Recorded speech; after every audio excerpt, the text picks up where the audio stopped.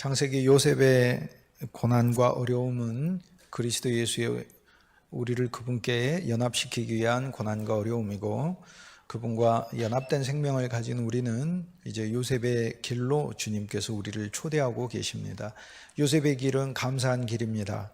인생은 어차피 고난을 겪게 돼 있지만 그 고난이 그리스도 없으면은 혼자서 눈물 흘리는 고난이 되는 것이고, 주 예수님과 동행하면 야곱의 고난과 같은 우리 인생의 고난은 하나님이 우리를 의인으로 변화시키는 고난이요, 요셉에게 준 고난은 사랑의 사람으로 바뀌게 하시는 고난이니, 저와 여러분이 새삼스럽게 앞으로도 많은 고난을 물론 받기는 하겠지만, 그러나 새삼스럽게 저는 더 많은 고난이 필요합니다라는 그런 믿음보다 주님이 우리 인생에 이미 주신 고난들이 많이 있잖아요. 그 고난들을 믿음 안에서 사용하셔서 시간을 뛰어넘어서 우리 하나님께는 회전하는 그림자가 없고 어제와 오늘이 동일하시고 영원하신 분이시니까 과거가 아니죠.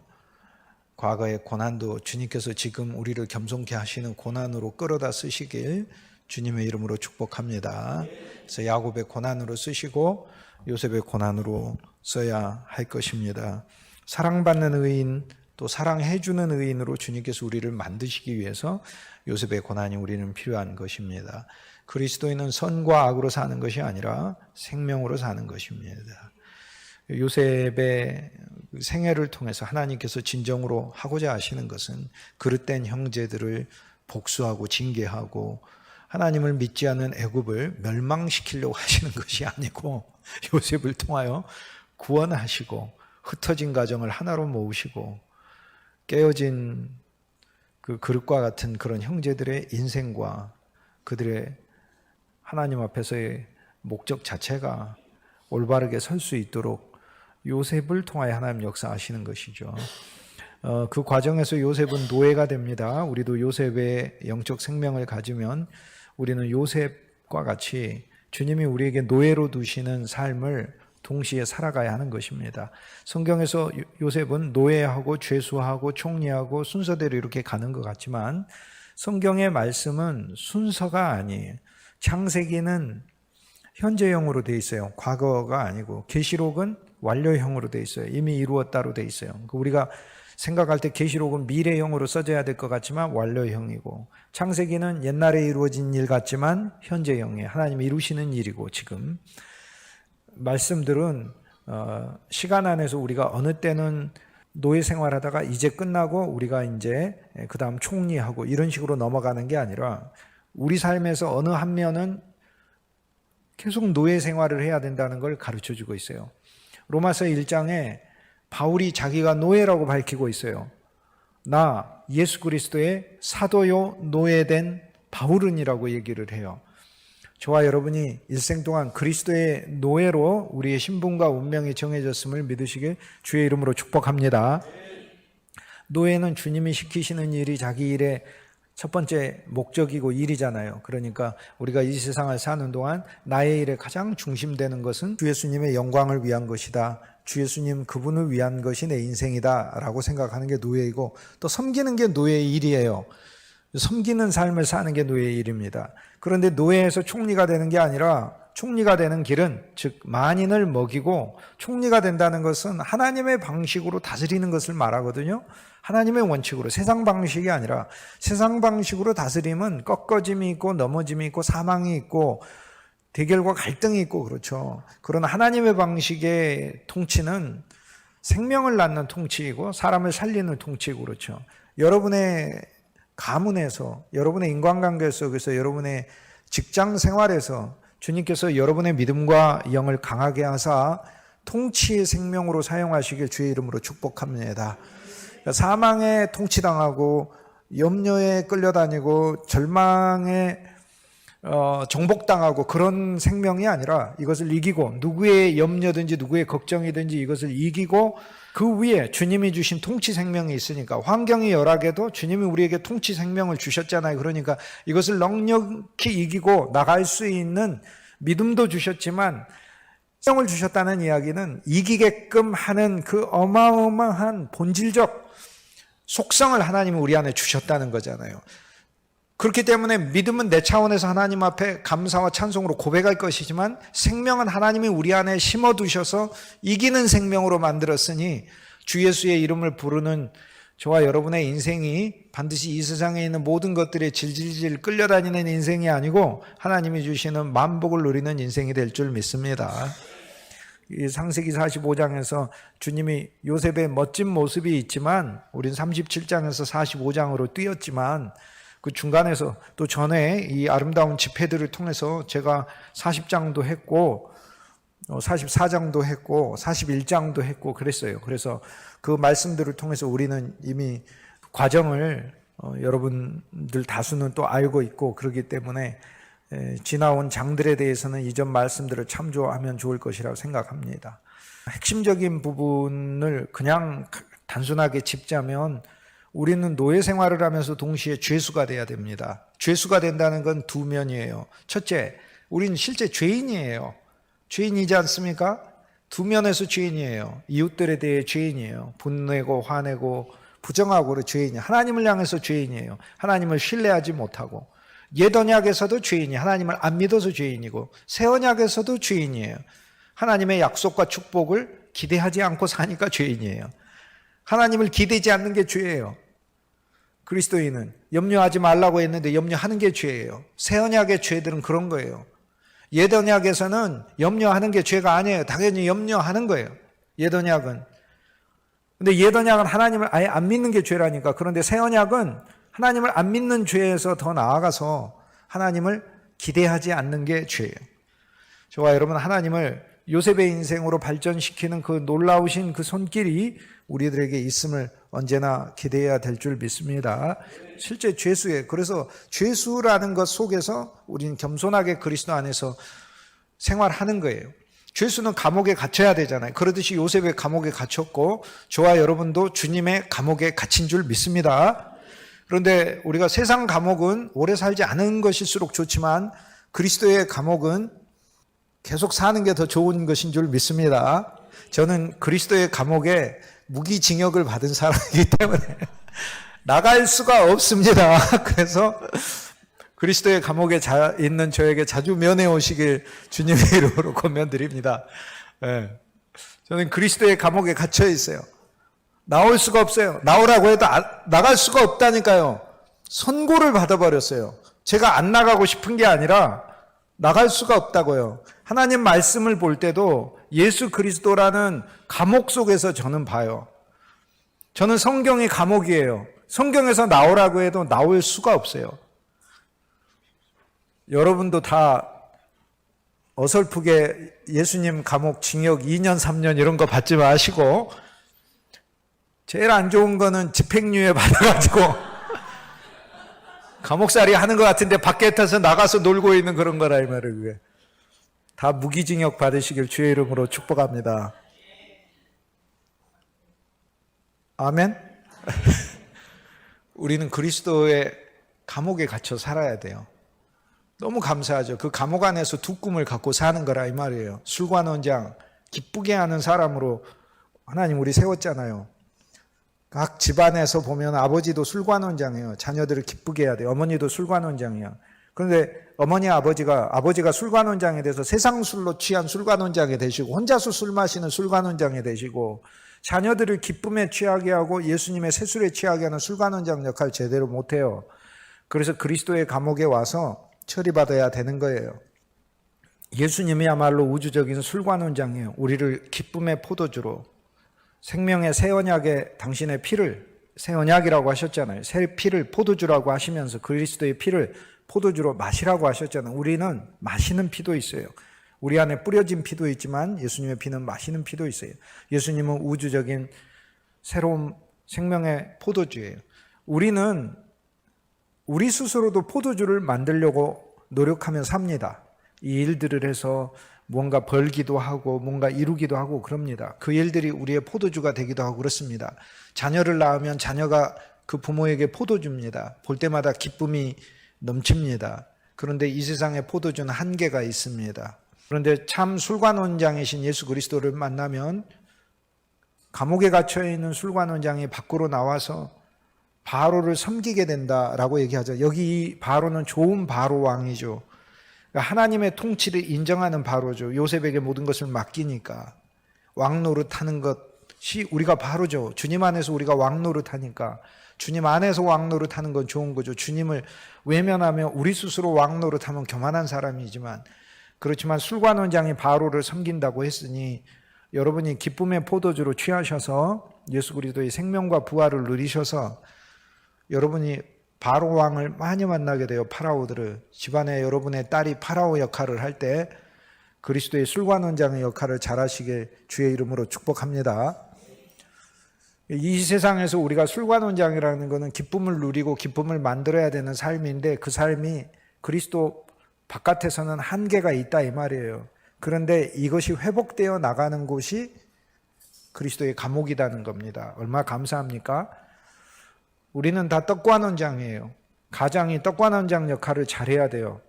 제때제때 월급도 가져다 줘야 되고 맛있는 거 벌어다 주고 해야 돼요. 그런데 이 세상 일이 그렇게 안 됩니다. 어떨 때 잘 나가다가 몸이 아프기도 합니다. 비즈니스에 큰 문제가 생기기도 합니다.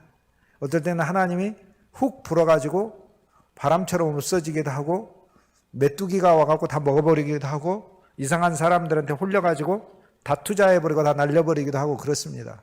물질도 자기가 못 지키고 좋은 풍성도 스스로 지킬 수가 없습니다. 떡관원장이라 떡을 많이 만들어요. 잘 만들어요. 새 광줄이나 만들어요. 그런데 새가 와서 송송송송 먹어와 버립니다.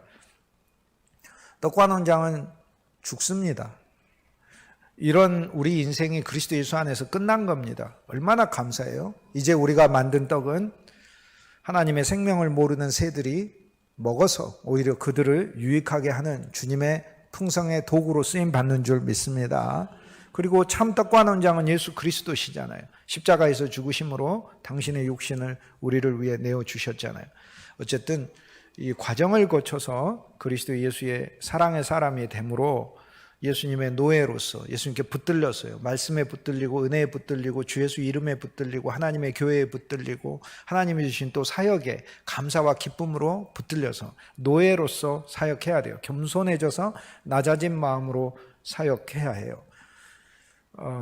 자격이 안 되는 나를 하나님이 사용해 주셔서 얼마나 감사한지 이것이 우리 마음속에 넘쳐서 증거하고 일들을 수행해 갈 때 하나님께서 오늘 우리들로 하여금 이 모든 그리스도의 아름다운 일꾼들의 모습을 통해 영광 받으실 줄 믿습니다.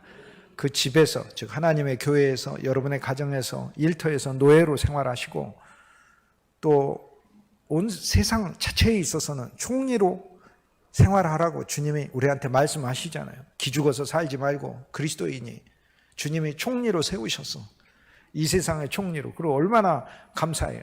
주님이 우리에게 왕권을 주셨으니 너무 감사한 거죠. 이 과정을 통해서 요셉의 생명이 조성이 되는 거죠. 요셉을 통해서 하나님은 가정을 이끌어내시는데 그 모든 문제들을 주님이 해결하시지 않습니까? 오늘 우리 인생의 문제도 여러 가지 딜레마도 있고 꼬임도 있고 그렇지만 이 모든 문제를 주님이 푸실 줄 믿습니다. 주님이 푸시는 것 외에는 방법이 없어요. 요셉의 고난이 사실 정말 많았고 형제들도 고난에 참여하기는 하지만 그렇지만은 이 모든 고난들이 모여져서 결국에 하나님의 평화, 샬롬을 이루어내죠. 가정의 일치를 이루어내고. 그러나 우리가 알아야 될 것은 주님의 고난이 정말 많은 것이다. 그런데 거기에 우리의 고난도 쓰임받아서 주님이 사용해 주시면 좋죠. 요셉을 구덩이에 넣었는데 12명 전부 다 감옥에 가둬가지고 그 요셉이 고난받은 그 오랜 기간 동안 팔아버렸으니까 뭐 감옥에도 3년이나 갇히게 되고 막 그랬잖아요. 그러면 형들이 곡식을 사러 왔을 때 형들을 3년은 아니지만 3개월은 가둬야 되는데 사흘 가둡니다. 사흘. 100분의 1로 복수합니다. 100분의 1로. 100배로 복수하는 게 아니라 복수 안 하면은 속이 상하잖아요. 그러니까 뭐든지 100분의 1로 복수하시길. 그리스도인의 마음이, 요셉의 생명이 그 정도까지 되는 거예요. 그런데 그것도 하나님의 다루심 안에서 요셉은 그 본인의 감정풀이를 위한 게 아니에요. 사랑을 확인하기 위한 것이었어요. 이 모든 것은. 시므온을 잡아놓고 아버지는 시므온을 어떻게 대하시나. 아버지는 자기 사랑하는 아내 라헬에게서 낳은 아들 요셉과 베냐민만 사랑했고, 요셉이 없어지고 나서는 베냐민을 더 사랑하고 베냐민을 포기 못하잖아요. 그런데 시므온을 잡아놓고 베냐민을 데려오라고 그러니까 이건 아버지 야곱을 다루는 거죠. 요셉은 이 모든 문제가 아버지의 편애에서 나왔다는 사실을 알았어요. 사실 오늘 주님과 우리의 불화는 어디에 있냐면, 하나님 아버지가 우리 주 예수 그리스도만 사랑하신 걸로 생각하기 때문에 주님과 우리의 불화가 있어요. 그런데 우리는 요한복음 3장 16절을 그렇게 많이 외웠으면서도 진짜 그 진리의 실제 안에서 주님께 더 나아가기를 주저해요. 하나님이 세상을 이처럼 사랑하사. 요한복음 1장에는 하나님이 그 아들을 사랑하사, 요한복음 3장에는 하나님이 세상을 이처럼 사랑하사. 아들만큼 사랑하사도 아니에요. 아들을 줄 정도로 사랑하사. 그러니까 아들을 사랑하는 것보다 더 사랑한 게 주님이 우리를 사랑한 거예요. 하나님과 우리 사이의 거리가 그리스도 예수를 통하여 정말 종이 한 장 없을 정도로 가까워진 거리임을 누리시길 주의 이름으로 권면합니다. 모두가 예수 그리스도의 역할을 담당하죠. 아버지 야곱은 하나님 아버지가 오른손의 아들, 베냐민이 오른손의 아들이란 뜻이니까 오른손의 아들을 포기함으로써 예수님이 하나님의 오른손의 아들로서 우리를 위해 오셔서 시므온과 같은 나를 풀어주러 오신 분이고, 시므온이 붙잡혀 있는 것은 우리의 죄가 되셔서 죄 가운데서 우리를 위해서 죽으시고 속죄의 제물이 되신 예수님을 나타내주는 역할을 하는 것이고, 요셉이 용서하는 것은 그리스도 그분이 우리 죄 자체를 용서하시는 그 주님을 팔아버리고 부인하는 것을 주께서 용납하시고 용서하시고 씻으시고 정결케 하시는 것을 알려주시는 말씀이고, 유다가 엎드려서 아버지 야곱에게 베냐민을 내어주세요, 그래야 시므온이 풀립니다 라고 하는 것은 예수 그리스도께서 하늘 보좌를 버리시고 이 땅에 오셔서 죄인 된 나를 하나님의 아들로서 다시 회복되게 하기 위하여 당신 자신을 이 땅에 스스로 자원하여 오신 사건을 가리키고, 그분이 하나님과 우리 사이에 중보자가 되신 것을 말하고, 그리고 베냐민을 잡아서 감옥에 가두려고 할 때 유다가 또 엎드려서 요셉에게 이야기를 하잖아. 이 아들이 없으면 우리 아버지가 죽습니다. 이 아들은 귀한 아들입니다. 주님께서 오늘 우리들에게 알려주시잖아요. 우리의 정체성이. 여러분이 없으면 하나님은 정말 마음 아픈 거예요. 여러분 무가치한 존재가 아니고 나도 무가치한 존재가 아니고, 나와 여러분은 그리스도 예수 안에서 무익한데 하나님이 그냥 긍휼로 넘겨봐 주시는 이젠 그런 존재가 아니에요. 그리스도 예수의 한 생명 안에, 같은 생명 안에 주님이 우리와 같이 계시면서 주님께서 유다처럼 엎드려서 이 아들이 없으면 우리 아버지가 죽습니다. 여러분이 없으면 하나님의 교회가 죽고, 여러분이 없으면 하나님의 사역이 죽고, 여러분이 없으면 하나님의 영광이 이루어지지 않는다는 그리스도 예수 안에서 전진된 사명감을 가지시길 주의 이름으로 권면합니다. 오늘 창세기 45장에 요셉이 형제들을 만나요. 만나서 드디어 계시를 해요. 계시를 하면서 여기에 창세기 45장을 통해 요셉은 형제들에게 5가지를 이야기해요. 첫째, 자기 자신을 더 계시. 이것을 통해서 주님은 오늘 우리들에게 주님 당신 자신을 우리한테 더 계시해요. 지금까지 알려진 요셉은 총리였어요. 곡식 나눠주는 사람이었어요. 애굽의 지혜자였어요. 애굽에 있어서 수레를 타고 다니면서 모든 것을 관장하는 자였어요. 우리는 예수님을 그런 정도로는 잘 알아요. 저분은 우리한테 좋은 거 나눠주시오, 세상의 모든 것을 통치하시는 왕이시오. 그런데 여기 보니까 예수님이 계시하셔요. 내가 너희 형제라고. 오늘 많은 그리스도인들이 어떤 진리 안에서는 예수님은 우리 형제인 걸 들어서 알아요. 그러나 실제 안에서 이것을 잘 누리지를 못하고 있어요. 그런데 그 과정으로 주님께서 우리를 초청하시고 아예 우리의 마음을 주께서 부수시고 주님과 우리 사이의 거리와 장벽도 허무시고 주님께서 우리에게 내가 네 형제다, 너하고 나는 한 생명이고 한 가족이다, 이렇게 말씀하시고 계시하시는 게 나와요. 그 다음에 그분이 우리에게 당부를 하셔요. 몇 가지 많은 당부들을 하셔요. 그런데 그 당부는 너무도 소중하고 감사하고 놀라운 것들이에요. 그 당부를 30가지나 오늘 우리가 읽었던 말씀에는 해요. 당부만 하는 게 아니에요. 사람이 말만 하고 예를 들어 반갑습니다 뭐하고 그럼 그렇잖아요. 하지만 음식을 사준다든지 선물을 한다든지 그러면 더 감사하잖아요. 여기에서 요셉은 형제들에게 선물을 줘요. 또 선물을 어마어마하게 많이 줍니다. 수레를 선물로 줘요. 오가는데 편하게 다니라고 수레를 선물로 주고 아버지를 모시고 올 때도 수레 타고 오라고 합니다. 여기서 형제들은 우리는 예수님과의 관계에서 형제지만 여러분은 요셉의 아버지, 형제들의 아버지 야곱처럼 야곱의 역할을 하게 돼요. 여러분은 누군가에게 아버지가 되고 어머니가 돼요. 여러분은 누군가를 지도해야 되는 그 역할들을 하게 돼요. 야곱의 책임은 얼마나 크겠어요? 그러나 요셉과 애굽의 바로 왕이 수레를 보내줍니다. 야곱이 이것을 타고 내려올 수 있으니 얼마나 편해요. 여러분이 부모의 역할을 해야 되고 직장에서 여러분이 하나님이 주신 일정한 책임의 역할을 해야 될 때 우리 어깨가 무거워요.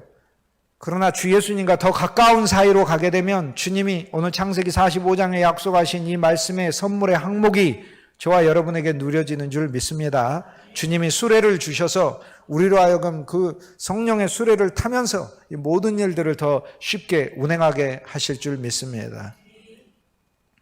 선물, 풍성한 선물 항목들을 주고 당부의 말씀도 주고 선물도 주고 그리고 나서는 야곱의 영을 소성케 해요. 그 아버지 야곱의 영을 소성케 해요.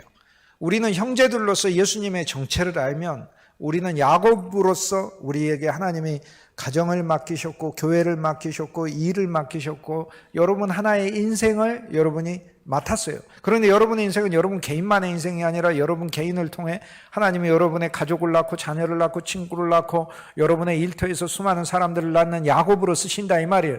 그런데 요셉을 잃어버렸을 때는 요셉이 죽었다. 요셉이 나를 위해 죽었다.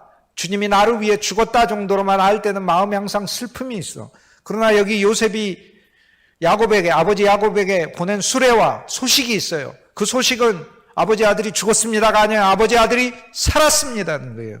오늘 나와 여러분의 심령이 언제나 새롭게 살아나야 되는 것은 예수 그리스도의 살아계심, 우리 안에서 거하신 부활인 줄 믿습니다.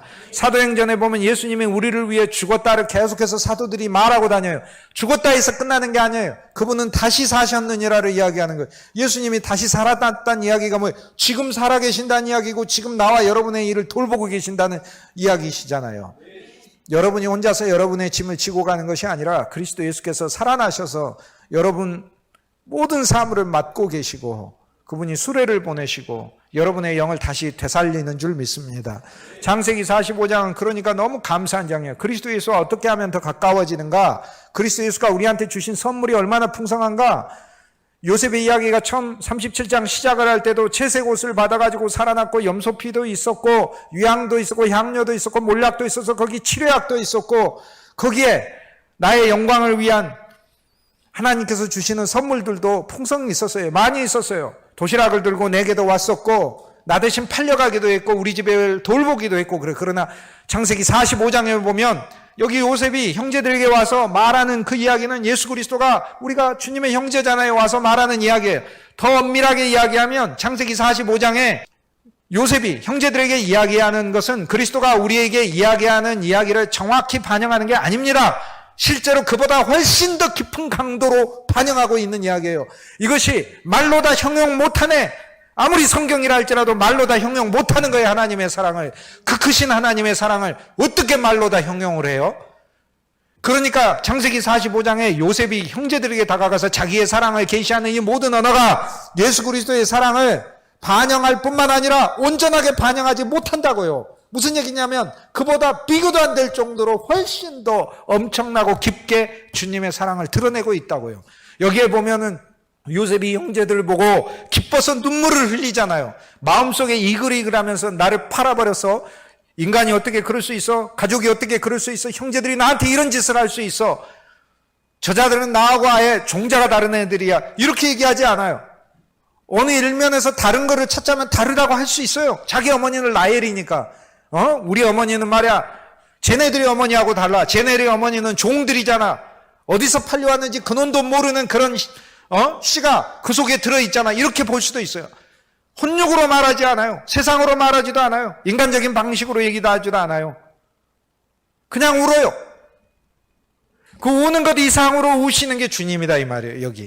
여기 요셉이 형제들을 끌어안고 우는 것 이상으로, 여기 나오는 하나님의 말씀이 하나님의 사랑을 증거하지만 사실 그 하나님의 사랑은 진실로 인간의 말로 담을 수 있는 그 이상이잖아요.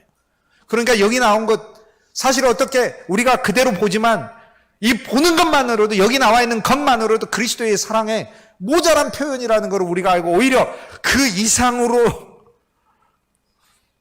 우리 마음속에 그리며 이 말씀을 받아들일 때 우리는 그제서야 비로소 주님의 사랑을 조금 알 수 있는 것이죠. 45장 1절에 요셉이 시종하는 자들 앞에서 그 정을 억제하지 못하고, 주님의 그 정을 억제하지 못하는 그 사랑을 진짜 누리세요.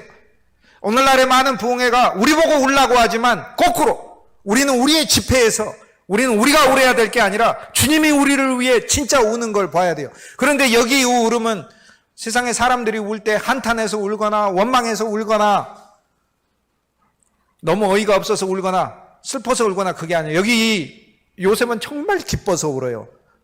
여러분, 요셉도 울었어요. 울 때 나를 왜 파느냐고 해서 울었어요. 그런데 여기서 우는 울음은 우리에 대한 원망의 울음이 아니에요. 우리를 찾았다는 그 기쁨 때문에 울음이에요. 주 예수님이 나와 여러분을 소유하시고 찾으시고 형제로 생각하시는 것에 대하여 무가치한데 내가 너를 형제로 인정해 줄게, 이런 방식으로 주님이 우리를 대하시는 것이 아니라 한량없는 사랑으로 나는 진짜 너를 사랑한다 라는 그 그리스도의 사랑을 창세기 45장 1절에서 읽으셔야 하는 거예요. 그 정을 억제하지 못하여, 나와 여러분에 대해서 예수님의 사랑이 억제되는 사랑이라고 생각하셔요? 그렇지 않아요. 절대. 여기 억제되지 못하여라고 하는 이 표현조차도 주님의 사랑, 진짜 억제되지 않는 흘러넘치는 주님의 사랑에 모자란 표현이라고요. 예수님의 사랑 오해하지 마세요. 정말 예수님은 나와 여러분을 진실로 이렇게 사랑하셔요. 이 사랑 안으로 들어가셔요. 들어가시면 더 풍성한 물목을 얻어요. 형식적인 관계에서는 더 어떻게 해줄 수가 없어요. 하지만 형제임을 알게 되니까 바로 왕까지 나서서 도와주라고 하잖아요. 이것은 뭘 얘기해요? 하나님이 세상까지 주관하시고 움직이셔서 당신의 형제됨을 명백하게 알고 인식하고 믿는 그것을 누리는 주님의 지체들에게 풍성을 부으시겠다는 약속을 하잖아요. 그걸 모르는 상황에서는 바로가 요셉 보고 뭐하러 그런 얘기를 합니까? 성경에 무엇을 얘기해요? 주 예수님과의 사랑의 관계가 더 발전되면 발전될수록 하나님은 우리의 삶에서 부으시는 풍성이 더 많아진다는 걸 이야기를 하잖아요. 모든 환경을 다 돌리셔서 우리로 하여금 하나님을 정말 좋아할 수밖에 없게 만드는 그분의 사랑을 부수적으로 준다고 얘기를 하시잖아요. 창세기 45장을 통하여 요셉이 형제들에 대하는 그 마음은 그리스도 예수의 우리를 향하신 그 마음, 그 일부를 계시하잖아요. 일부. 그 전부는 이보다 훨씬 더 진하잖아요. 정을 억제하지 못하고 소리 질러요. 소리 지르고 모든 사람을 자기에서 물러가게 하죠. 이 사랑은 모든 사람과 함께 들을 수 있는 사랑이 아니에요. 형제들에게 그들만 있는 데서 말한다고 하잖아요. 여러분, 모든 사람 가운데서 내가 너를 사랑하노라 라는 음성 듣지 마세요. 여러분 한 사람 한 사람에게, 나 한 사람 한 사람에게 찾아오셔서 내가 너를 사랑한다는, 다른 사람들을 물리치고 그 한 사람의 인생에게 사랑하는 그리스도의 사랑을, 그것을 정말로 신뢰하시길 주의 이름으로 권면합니다. 그냥 모든 사람들을 사랑하는 그 객관적인 사랑, 똑같이 사랑하는 그 평등의 사랑으로, 공평하신 하나님이 있지 왜 없어요? 당연히 공평하신 하나님의 사랑으로도 우리는 위로를 받지만 공평하신 사랑이 아니에요. 모든 사람을 물리치고 예수님께서 자기의 친형제들에게 계시하시는 그 사랑, 그들만 들을 수 있는 그 사랑의 고백을 들으시라고요.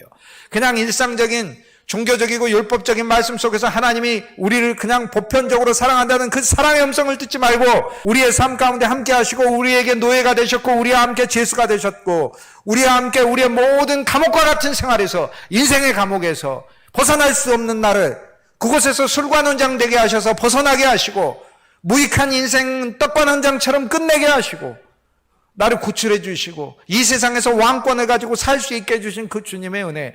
그런데 그보다 더 전진하여서 너와 나는 한 피란다, 한 가족이란다, 나는 너를 사랑한단다 라는 그 음성을 모든 사람을 물리친 채 형제들이 들었다는 그 이야기, 그거 얼마나 감사합니까?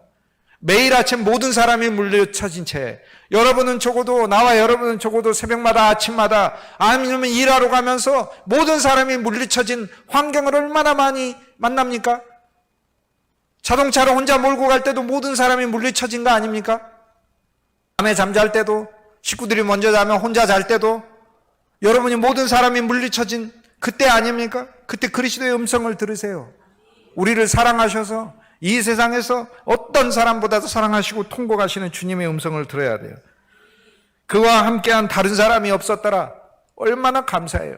그냥 보편적으로 하나님은 당신을 사랑하십니다. 만인에게 울려 퍼지는 그 음성 속에서 하나님의 사랑 들은 게 아니다 이 말이에요. 창세기 45장은 그런 사랑이 아니에요. 상상할 수가 없어요. 2절에 보면 요셉이 큰 소리로 우니 45장 1절에도 울고 2절에도 웁니다. 앞에서는 사람을 물리고 없는 데서 형제들만 들리게 울고 두 번째는 큰 소리로 울어요. 이게 말씀이 반대되는 말씀 아닌가요? 모든 사람 물리치고 형제들이 앞에서 우는데 작은 소리로 우는 게 아니라 큰 소리로 우니까 모든 사람은 들을 수 있게 돼 있잖아요. 큰 소리로 울어요. 예수님의 울음소리를 큰 소리로 들어야 돼요. 우리는 정을 억제하지 못하여 그 사랑이 넘쳐서 나는 정말 너를 사랑한다 하는 사랑의 음성으로도 듣고 큰 소리로, 진짜 큰 소리로 주님이 사랑으로 우시는 그거를 들어야 되는 거예요. 여기 창세기 45장은 요셉의 모든 고난으로 형제들과 화해하고 화목하고 하나 된 상태에서 선물하시는 말씀이에요. 우린 그리스도의 십자가를 통해 이걸 선물 받았잖아요. 요셉의 꿈은 단기간에 일어난 것들을 전부 다 얘기해요. 그 꿈 안에서 예를 들어서 사흘 동안에 포도나무에서 싹이 나고 꽃이 피고 열매가 맺고, 포도나무는 절대 사흘 만에 그렇게 할 수 없어요. 그런데 꿈속에서는 그렇게 돼요. 누가복음 13장 32절 말씀해 보면 저 여우에게 가서 전하라. 우리가 여우 아니에요? 포도원을 허는 여우잖아요. 우리 가정이 포도원이어야 되는데 내가 여우 돼서 헐고, 우리 교회가 포도원인데 내가 여우가 돼서 헐고, 우리 직장이 포도원인데 내가 여우가 돼서 하나님의 믿음의 증거자가 되는 게 아니고 하나님의 생명과 기쁨과 복음의 증인이 돼서 사는 게 아니라 세상적인 방식과 지혜와 함께 여우가 돼가지고 살잖아요. 저 여우에 가서 전하라고 했어요. 얼마나 감사해. 예수님이 여우 보고 직접 전하라고 했으니 너무 감사해. 나는 저 여우에게 가서 전하라 하면서 야, 예수님이 나한테 말씀해 주시네. 할렐루야 하면 세계 최고의 여우가 난데 바로 나한테 말씀하고 계시네. 할렐루야 하면 예수님이 직접 지목해가지고 쏴버렸으니 나는 이러고 죽을 수밖에 없겠네. 얼마나 감사해. 이제는 여우가 아니라 주님을 위한 주님의 일꾼으로 주님께서 써주신다니 얼마나 감사해요. 이게 주님의 양으로, 주님의 염소로, 주님의 낙타로, 주님의 약대로 주께서 쓰임 받게 해주시겠다고 약속하시니 그 여우한테 뭐라고 해요?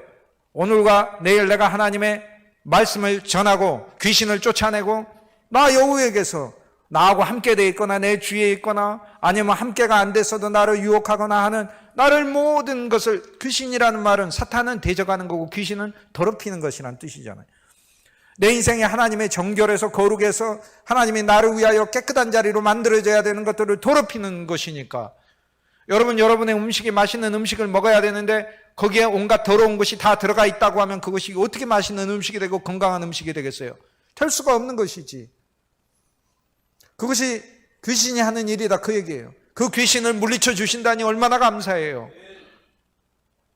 병을 치료하고 나를 사망과 파멸로 몰아가는 병을 내가 오늘과 내일 귀신을 쫓아내고 병을 치료하고 제3일에 살아나리라 말씀하셨으니 이 3일 예수 그리스도의 사역과 십자가의 죽음과 장사 지내님과 부활하심 이 사흘을 통하여 우리가 그리스도 예수 안에서 술과 논장에 꿈 안에 있는 아름다운 생명의 포도주를 내는 포도나무처럼 주님 안에서 그 역사를 체험할 거라고 주님이 약속해 주고 있잖아요.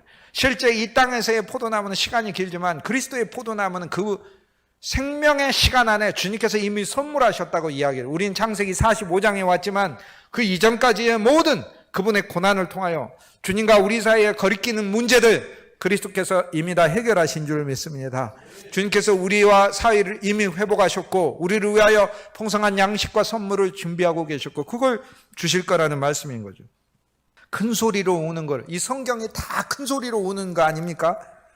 창세기 37장에 큰 소리로 그리스도가 울었고 38장에서도 큰 소리로 울었고 39장에서도 큰 소리로 울었고 49장에서도 큰 소리로 울었고 매 장마다 한 장도 빠짐없이 예수 그리스도가 큰 소리로 우는데 예수님이 큰 소리로 우는 소리만 빼고 다른 소리만 계속해서 들으려고 하고 있고 45장 14절에 보니까 자기 아우 베냐민의 목을 안고 울고 베냐민도 요셉의 목을 안고 우니라. 15절에 보니까 요셉이 또 형들과 입맞추며 안고 우니 형제들이 그제서야 요셉과 말하니라. 여기 보면 요셉이 형제들 껴안고 울었다가 4번이 나와요. 앞에는 정을 억제하지 못하고 우는 것이고, 요셉이 혼자 큰 소리로 우는 거고, 이 요셉의 사랑을 알게 되면 어떻게 돼요? 베냐민과 함께 목을 껴안고 울게 돼요. 연합하여 울게 된다 이 말이에요. 연합한 한 생명이에요. 주님과 함께 울고 함께 웃는 생명이에요. 주님과 그 사이에요. 이 말씀을 통하여 여러분 그리스도와의 거리가 진짜 없어진 걸 믿으시길 주의 이름으로 권면합니다. 생명의 교회에서 신앙생활한다는 장점이 뭐예요? 예수님의 최고의 본질을 알고 있다는, 그분이 어떤 예수님이라. 우리가 믿는 예수님 종교적 예수님이 아니요, 우리가 믿는 예수님은 율법적 예수님이 아니요, 우리가 믿는 예수님은 외적인 모양의 예수님이 아니라 우리 안에 생명이 되시고 우리 사랑이 되시고, 보통 사랑도 아니라 세상에 누구하고도 바꿀 수 없는 사랑이 되시고, 나를 위하여 큰 소리로 울어주시는 사랑이시고, 그 안에 모든 생명과 풍성을 약속하신, 이 세상의 무엇과도 바꿀 수 없는 보화인 줄 믿습니다. 그 비밀 진리 안으로 들어간다는 게 생명의 교회 안에서 신앙생활 한다는 장점 아니에요? 종교의 교회에서는 여러분이 주님을 더 숭배해야 하고, 종교의 교회에서는 여러분이 주님을 위해서 더 엎드려야 되겠지만, 생명의 교회에서는 여러분이 주님을 위해 더 엎드리는 게 아니고 여러분이 주님과 더 껴안게 되시길 주의 이름으로 권면합니다. 생명의 교회에서는 주님의 사랑을 더 많이 알고, 종교의 교회에서는 인간이 더 울어야 되겠지만 생명의 교회에서는 그리스도가 나를 위해 더 울고 계심을 발견하는 거예요. 그 눈물 때문에 비로소 형제들도 우는 거예요. 그제서야 아는 거예요. 그제서야 아는 거예요. 우리가 무엇이길래, 우린 주님을 팔았지 않습니까? 우린 주님을 거절했지 않습니까? 2000년 전에 우리가 세상에 태어나기도 전에 우린 십자가 앞에 있었어요. 2000년 전에 사람들이 예수님 못 박은 거 아니에요. 우린 거기 있었어요. 그때 있었어요. 우리는 2000년 전에 주님과 함께 부활했어요. 주님이 부활할 때.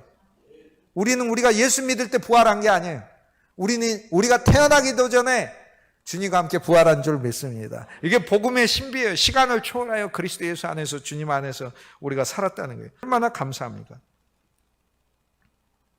여기 주님을 더 계시받은 주님이 뭐예요? 우리 형제이시오, 우리 가족이시오, 나를 위해 우는 분이시오. 너무 놀랍잖아요. 이분이 4번이나 성경이 이야기를 해요. 여기 주님의 울음은 한탄하는 울음이 아닙니다. 우리 형제들이 왜 이렇게 됐냐, 네가 왜 이렇게 됐냐. 불쌍한 사람 만나면, 우리가 가족들 만나면 눈물이 나오잖아요. 근데 여기 그게 아니에요. 사랑의 눈물이지. 주 예수님의 품을 그렇게 누려야 돼요. 정진실로 그렇게 누려야 돼요. 45장 전체를 통하여서 주님께서는 30가지의 이야기를 말씀해요. 45장에서 요셉의 스피치가 나오고 바로의 스피치가 나와요. 요셉이 형제들에게 하는 말이 나와요. 30가지를 실은 여기서 얘기한다니까요. 30가지를. 45장 3절에 나는 요셉이라. 큰 소리로 울고 한 말이, 나는 요셉이라. 나는 요셉이라. 예수님이 오늘 우리들에게 이야기하셔요. 나는 예수라. 나는 예수라. 어떤 예수요? 나사렛에서 태어나신 분? 아니잖아요. 여기서 나는 요셉이라 이야기를 할 때 뭘 말하는 거예요? 자기소개하는 시간이에요? 그게 아니지 않습니까? 형제라는 뜻이잖아요. 난 당신의 형제다. 요셉이란 형제가 있었는데 잃어버렸는데, 그 잃어버린 형제, 그 요셉이라고 얘기를 하고 있잖아요. 오늘날 주님께서 오늘 우리들에게 와서 나는 예수라 라고 얘기를 했을 때 내 인생에 정말 잃어버린 내 빈 부분이 있는데 그게 예수라는 거예요. 네 가슴 속에 정말 채워지고 꽉 맞아야 되는 그 존재, 나는 예수다. 나는 네 인생에 반드시 필요한 존재고 필수일 뿐 아니라 나는 너하고 하나 된 예수다. 난 너를 사랑하는 예수라. 45장 3절 얼마나 아름다운 말씀이에요. 내 아버지께서 아직 살아계시나이까. 이거 두 번째로 요셉이 한 얘기예요. 내 아버지께서 아직 살아계시나이까. 절망하지 말라고 얘기하잖아요. 옛 신앙을 저버리지 말라고 얘기하잖아요. 믿음을 갖고 살다가 보면 여러 가지 일로 한숨과 한탄 속에 살 수밖에 없지만, 그렇지만 주님이 나타나셔서 내 아버지가 아직 살아계시나이까. 주님이 묻고 있어요. 과거를 묻고 있고 안부를 묻고 있고, 우리의 상태에 대하여 주님께서 이미 당신께서 위로하시면서 다가오시는 말씀을 알려주고 있어요. 45장 4절에 세 번째로 내게로 가까이 오소서 말씀하세요. 얼마나 좋아요. 내게로 가까이 오소서. 그리스도께 더 가까이 가야 돼요. 말씀을 놓고도 말씀이 주님과 더 가까이 하는 말씀이 돼야 돼요. 말씀을 읽으면서 어떤 말씀이든지 주님과 더 멀리하는 말씀이라면 그것이 틀린 해석이에요. 어떤 말씀이든지 그리스도와 더 가까이 하는 말씀이 그게 옳은 해석이에요. 무조건 옳은 해석이에요. 이 세상에 있는 예를 들어 부모와 자식 간에서 주위에 있는 사람들이 충고해 준다면서 그 충고가 부모와 자식 간을 멀어지게 하는 충고라면 그건 좋은 충고가 아닌 거죠. 무슨 충고든지. 야, 너희 아버지가 너한테 그렇게 한 것은 너를 사랑해서 한 것이지. 너가 오해하면 안 된다. 그렇게 얘기를 해야지. 실은 있잖아.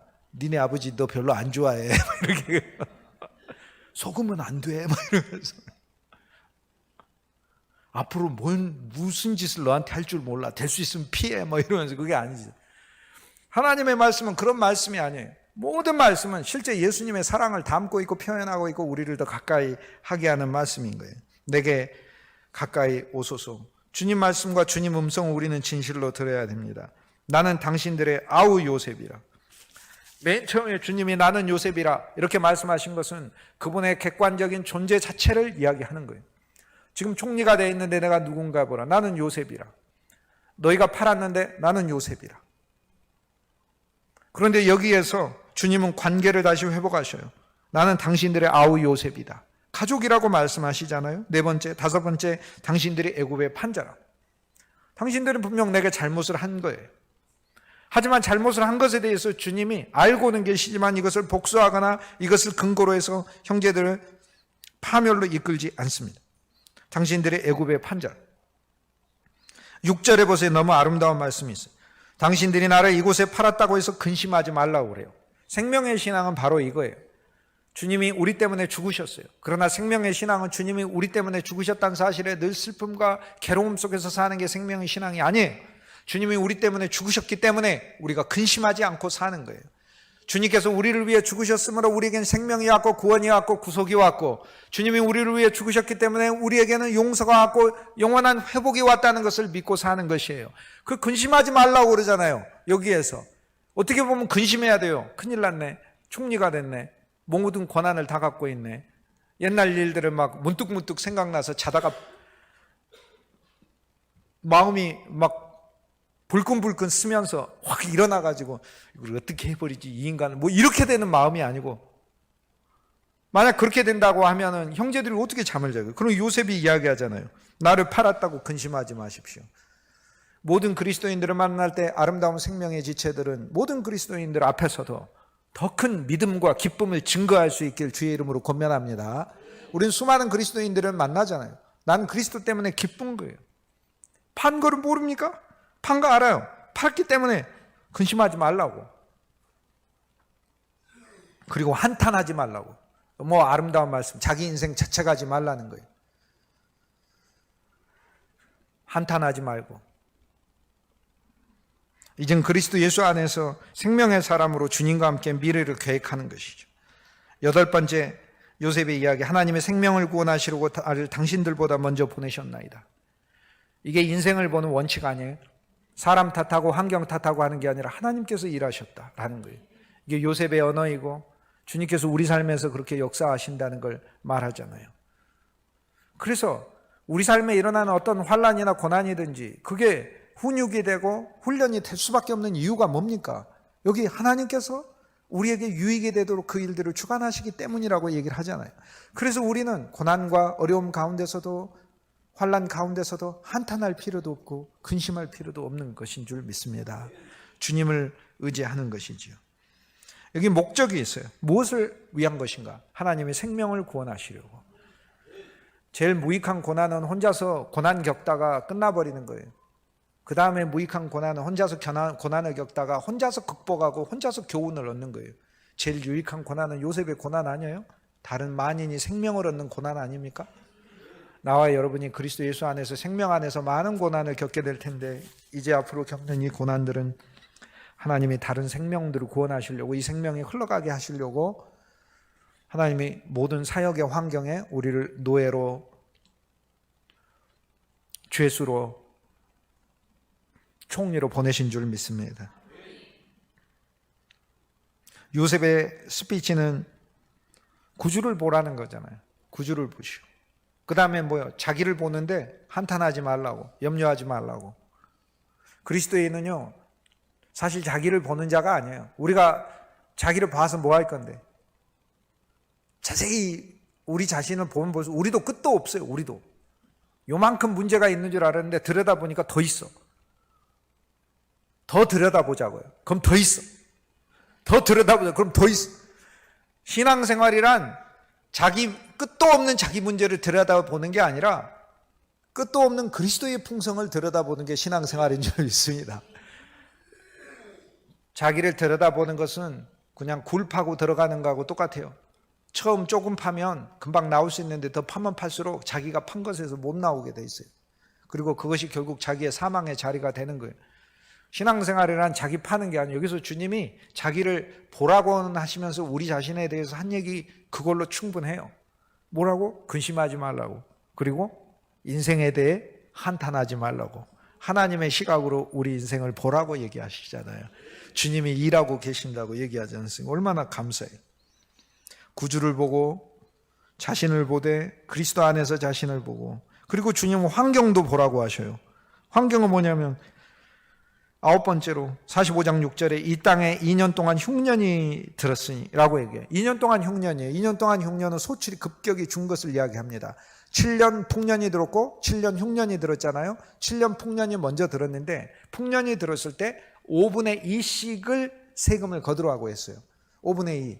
5분의 2면 10의 2조가 5분의 2입니다.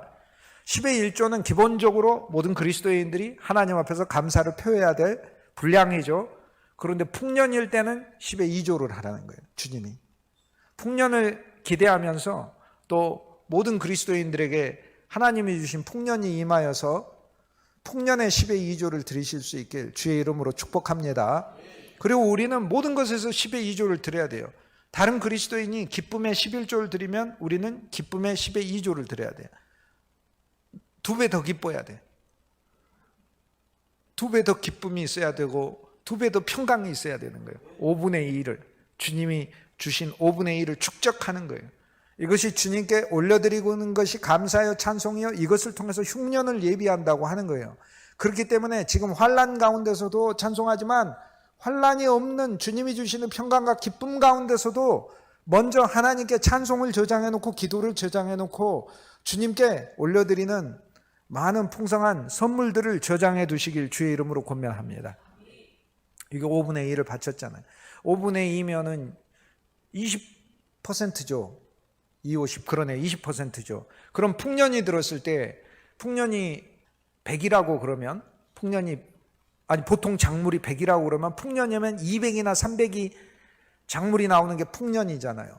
그러면은 200이나 300이 나왔을 때 더구나 바로의 꿈에 하나님이 주시는 풍년이니까 2배 정도는 아니고 최소 3배. 성경은 보통 막 주면은 30배, 60배, 100배 이러고 풍년을 주거든요. 그러니까 30배 하면 어마어마한데 30배 아니고 그냥 3배 정도만 풍년이 들고 작물이 막 5배 정도만 풍년이 돼도 5분의 2를 바치면은 평년만큼 거둬지게 되는 거죠.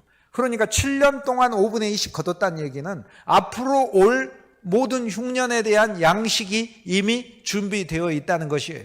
이것이 바로 요셉의 마음이에요. 지금 요셉은 형제들의 미움이나 과거나 잘못에 대해서 말씀하는 거 아니에요.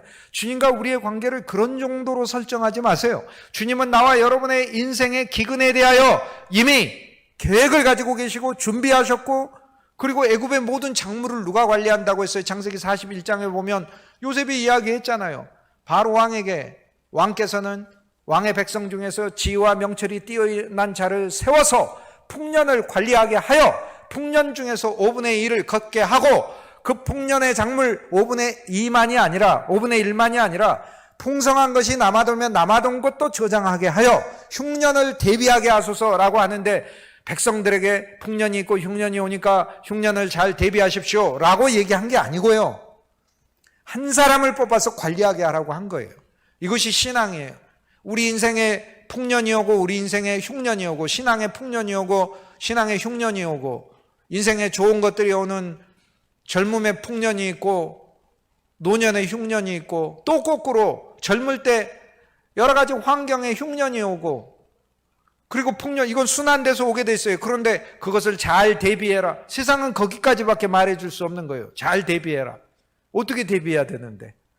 모르죠. 어떻게 대비해야 되는지. 하지만 성경은 명백하게 얘기해요. 너희 중에 지혜롭고 명철한 자를 세우라고 얘기를 하잖아요. 세우라고. 우리 주 예수 그리스도가 우리의 인생을 생명 안에서 우리가 나아갈 때 우리의 삶을 관리하고 계시는 줄 믿습니다. 그분이 이미 세워졌다니까요. 세워져가지고 우리의 흉년에 대하여 이미 대비하고 계셨고 양식을 다 준비하고 가지고 계시는 거예요. 그래서 여기서 뭐라고 얘기해요? 흉년이 지금 들었다고 얘기해요. 환경을 뭐라고 해요? 이 땅에 2년 동안 흉년이 들었어요. 2년 동안 흉년이에요. 2년 동안 흉년. 한국교회 2년 동안 흉년이에요. 그리스도의 흉년. 흉년도 주님이 보내신 거예요. 내가 이 땅에 기근을 보내리니 라고 말씀하셔서 주님이 기근도 보내시는 거예요. 흉년이에요. 그러나 생명의 교회에 저장된 양식으로 여러분의 저장된 여러분의 심령에 주님께서 5분의 1씩 걷어놓은 생명의 풍성한 양식으로 여러분의 신앙을 인도하시고 관할하시는 이 생명의 교회의 참 주인 되시는 그리스도의 양식으로 인생의 모든 흉년들을 다 이겨갈 줄 믿습니다. 너무 감사하잖아요.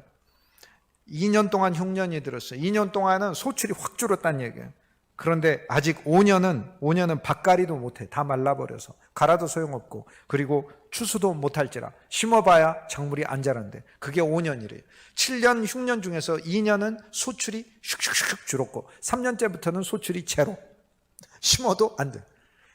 그런데 5년이나 남았대. 그런데 이게 신비하고 너무 감사한 이야기예요. 왜요? 제일 첫째, 관리자가 이미 세워져서 요셉. 두 번째, 책임지겠다고 하니까. 세 번째, 양식이 이미 요셉은 저장해가지고 가지고 있어. 관리만 할 뿐 아니라 가지고 있어. 5년이 끔찍한 것 같지만 그러나 복이에요. 성경에서 5는 하나님의 은혜를 가리키기 때문에 그래요. 45장에 5가 또 등장해요. 베냐민에게 옷 5벌을 주거든요. 5가 또 등장합니다. 그 성경의 5는 성막도 5를 단위로 세워져. 5규비도 5규비도 5규비. 희년도 50년이에요. 성경의 5는 하나님의 은혜를 상징해요. 하나님의 손, 은혜의 손을 상징해요. 사람을 붙잡아 일으키는 하나님의 손가락 5개를 상징한다니. 하나님의 손 안에 있는 거는 그건 하나님이 막 손 안에서 공깃돌 한다는 그 뜻이 아니라 하나님이 그 손으로 어루만지고 끌어안고 붙들고 간다는 뜻이에요. 그래서 흉년인데 5년이 남았다는 이야기는 그리스도 바깥에서는 굉장히 길게 느껴진 인생이지만 그리스도 안에서는 흉년이지만 이 흉년이 하나님의 은혜로 가득한 해가 될 것이다라는 이야기잖아요. 이 흉년 때문에 무슨 일이 일어났어요? 요셉에게 이사 왔잖아요. 요셉이 거주지 줬죠. 먹여주죠. 자녀들의 인생도 책임진다고 하죠. 얼마나 감사합니까? 너무 감사하잖아요. 그래서 2년 동안 흉년이 들었고 흉년이기 때문에 하나님의 생명의 말씀을 찾는 복이 우리에게 왔고 10번째, 아직 5년은 밭갈이도 못하고 추수도 못할지라. 밭갈이도 못하고 추수도 못하지만 이 5년이라는 사실, 그러나 그 가운데서도 하나님의 은혜가 있다는 사실 말씀이 계시하고 있습니다. 11번째, 하나님의 큰 구원으로 당신들을 보존하겠다 이렇게 얘기해요. 하나님의 큰 구원을 베푸신대. 앞에서는 하나님이 사람들을 구원하시려고, 생명을 구원하려고 나를 보냈다라고 얘기하고 여기서는 큰 구원이라고 얘기를 해요. 그래서 구원이 2번이나 등장을 합니다. 45장 5절에 하나님이 생명을 구원하시려고, 그런데 여기에서 보면 45장 7절에 하나님이 큰 구원으로 라고 얘기죠. 위에는 나와 개인을 구원한 구원이고 여기에서는 큰 구원이에요. 정말 거대한 구원이에요. 이 구원은 그리스도 예수 안에 우리가 받아야 돼요. 여러분, 우리 작은 정도 구원받은 사람 아니에요. 지옥에 안 가는 정도 구원받은 사람 아니에요. 우리는 큰 구원을 받았어. 우리는 과거, 현재, 미래 모든 구원을 받았고, 우리는 미래까지 구원받았고 영혼까지 구원받았고, 우리는 모든 것에서 환난에서 하나님이 우리를 구원해줬고, 우리 인생의 불행에서 구원해줬고, 저주에서 구원해줬고, 어그러지고 병든 것에서 하나님이 우리를 구원해줬고, 무의간 인생으로 끝날 수밖에 없는 공허와 험으로부터도 하나님이 우리를 구원해줬어요. 큰 구원을 해주신 줄 믿습니다. 그래서 큰 구원, 하나님이 큰 구원으로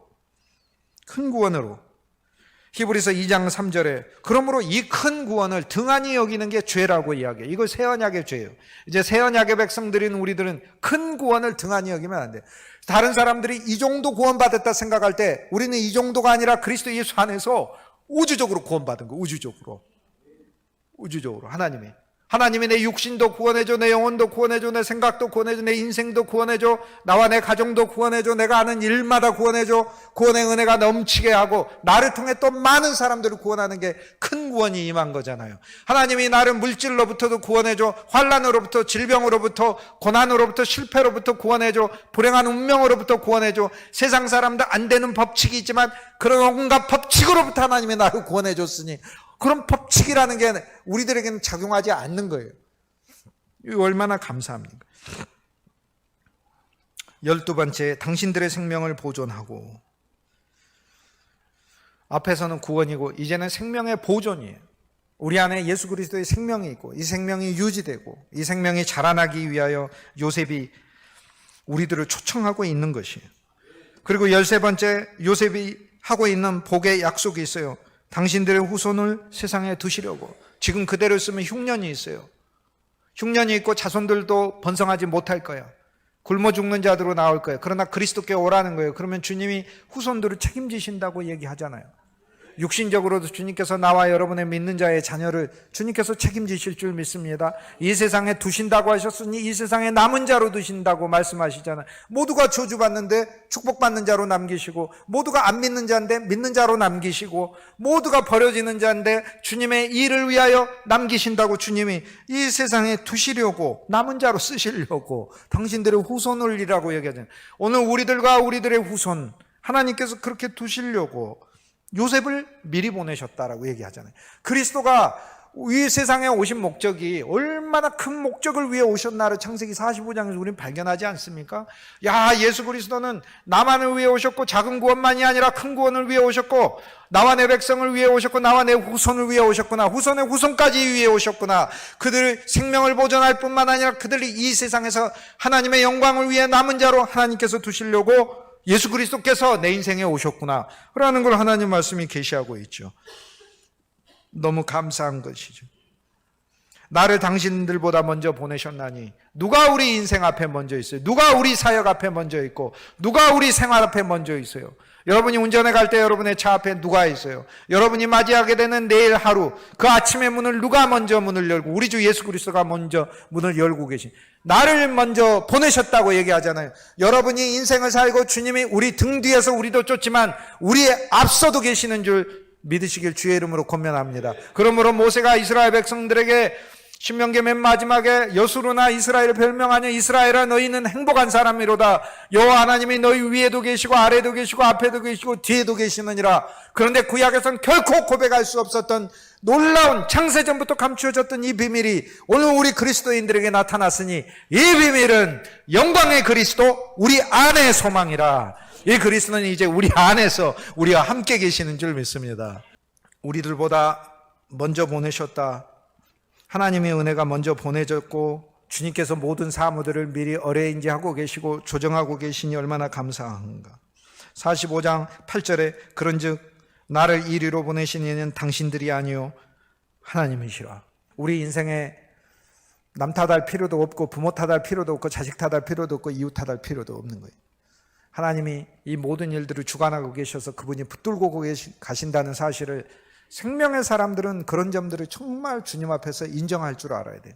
비록 이것이 사람들을 통해서 일어난 일이고 사람들에 의해서 일어난 일이라 할지라도 이 모든 것들을 우리에게 우리의 생명을 보존하고 후손들을 남기고 우리에게 복이 되고 흉년을 극복할 수 있게 만드는 하나님의 만복이 임하는 그 결과는 한 사람 요셉 그의 통치와 그의 사역에 의해서 이루어지는 일이니 오늘 우리들은 이 모든 일들을 주님께서 선하게 바꾸시는 그분의 놀라운 법칙 아래 우리 인생에 놓여진 줄 믿습니다.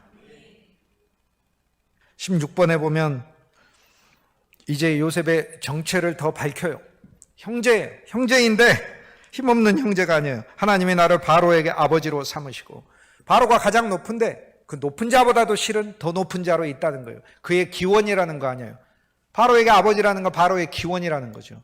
오늘 이 세상에 우리에게 바로 된 사람들, 아버지가 바르고 어머니가 바르고 자식이 바르고 직장의 상사가 바르고 세상의 통치자가 바르고 다 바로야. 그런데 요셉은 바로에게 아버지 된대요. 이 모든 것들의 기원이 되시는 예수 그리스도, 그분의 정체성을 우리한테 더 밝혀줘. 그분이 우리 형제시라고, 우리 목을 껴안고 우시는 분이 우리를 정말 사랑한다고 말하시는 분이라는 거 아니에요. 너무 감사하죠. 바로에게는 아버지요, 온 집의 주로 삼으시며. 여기서 집의 주예요.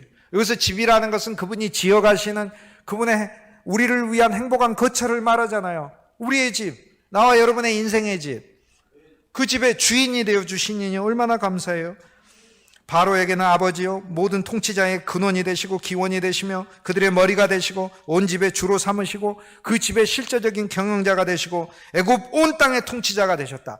집 자체도 주인이 되실 뿐 아니라 만물, 집을 둘러싼 만물에 대해서도 그분이 통치자가 되시. 여기 삼중에 요셉의 형제된 요셉, 우리 주 예수 그리스도의 그분의 놀라운 신분이 계시되고 있지 않습니까? 그분이 어떻게 역사하는가. 그러니 얼마나 감사해요. 그런 그분이 우리를 위해 울고 계시고 사랑한다고. 이 사랑의 음성 요셉과 평안하게 우리가 아직 얘기를 못하는 건 요셉의 꿈을 우리 꿈으로 못 믿기 때문이고, 예수님이 우리 잘못을 자꾸 일러바친다고 생각하기 때문에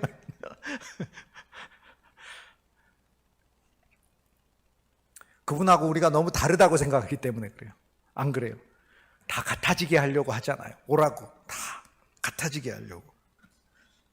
채색 옷도 벗어서 줬잖아요. 우리 보고 살으라고. 그거 가지고 죄인으로 매맞아 죽지 말고 그걸로 살아나라고 주셨잖아요. 여기서 요셉이 내 옷 뺏어가지고 잘 사셨어요? 뭐 이렇게 얘기하는 게 아니잖아.